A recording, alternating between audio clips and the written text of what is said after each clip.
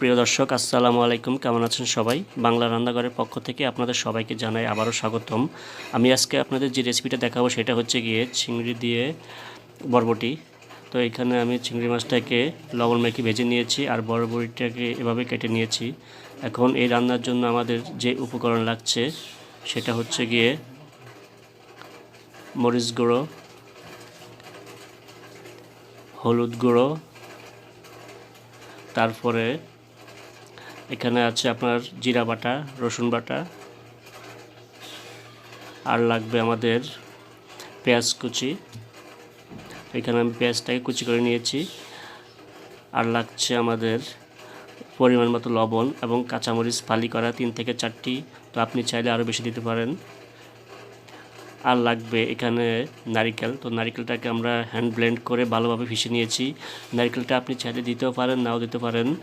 তো বন্ধুরা চলুন শুরু করি আমাদের আজকের রেসিপি চিংড়ি দিয়ে বরবটি।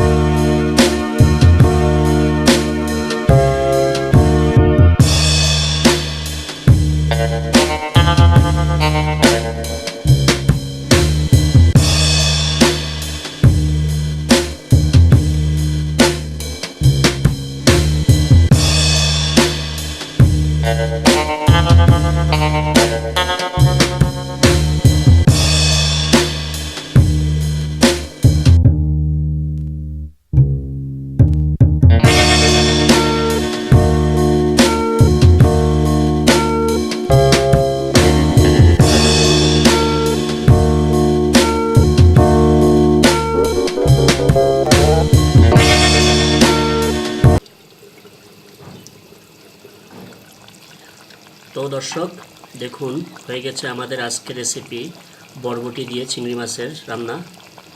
সাথে আমরা দিয়েছি নারিকেল। তো এটা খেতে খুবই দারুণ, আপনারা অবশ্যই ট্রাই করবেন বাসায়। আর আমাদের ভিডিওগুলো যদি আপনাদের ভালো লেগে থাকে তাহলে আপনাদের বন্ধুদের সাথে শেয়ার করে আমাদের সাথে থাকবেন।